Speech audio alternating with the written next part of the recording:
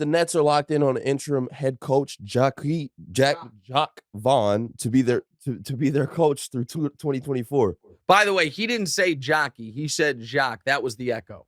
That was the echo. Go ahead. Sean Marks said that he is was a clear-cut choice despite the Ime Udoka rumors. Reports say strong voices in the league push Joe's side to pass on Udoka. Now Vaughn is stepping right into an unprecedented Kyrie situation. The Nets crushed the Knicks last night.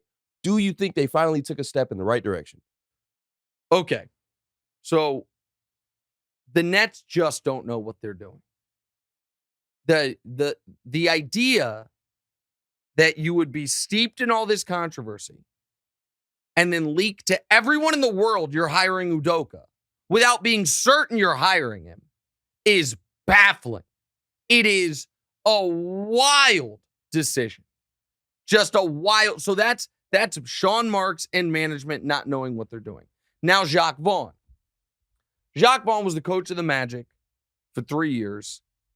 The 4th worst winning percentage in NBA history. Okay? It's Sidney Lowe, Tim Floyd, Kurt Rambis, Jacque Vaughn for guys who got at least 200 games. However, with the Nets, he's been good. Now, he's been there for 6 years. He was the interim after KD and Kyrie pushed out Kenny Atkinson, did well with them in the bubble. They get to the playoffs, but they decided not to hire him. They go, KD and Kyrie want Nash, so they go with Nash instead, right? Now he's there. They do look better, and they're going with him. The concerns are he knows and everyone knows he wasn't the first choice.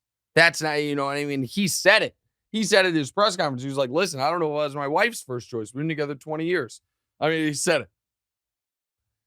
What's most notable to me is it's hard to separate the Nets seemingly turning a corner. They played the best game last night they played in 2 years. I understand they're playing the Knicks, but that's not what... The Nets were allowing 116 points per game. Under Vaughn, they're allowing 90. Okay? But it is hard to separate.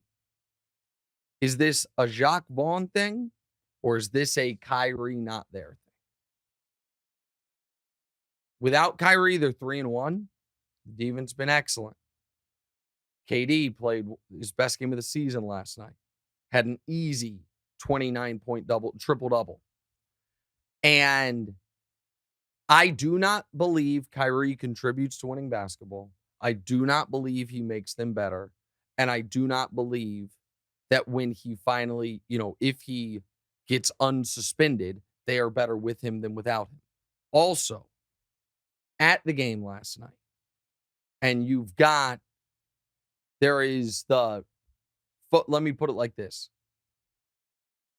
Giant group of guys all over the entrances to the stadium with megaphones passing out literature who seem to like that movie that Kyrie promoted a hell of a lot more than Kyrie did.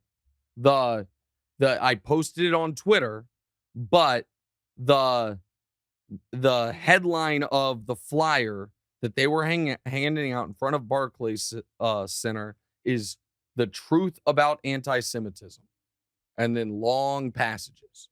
So, and if you want to read it, you can check on my Twitter.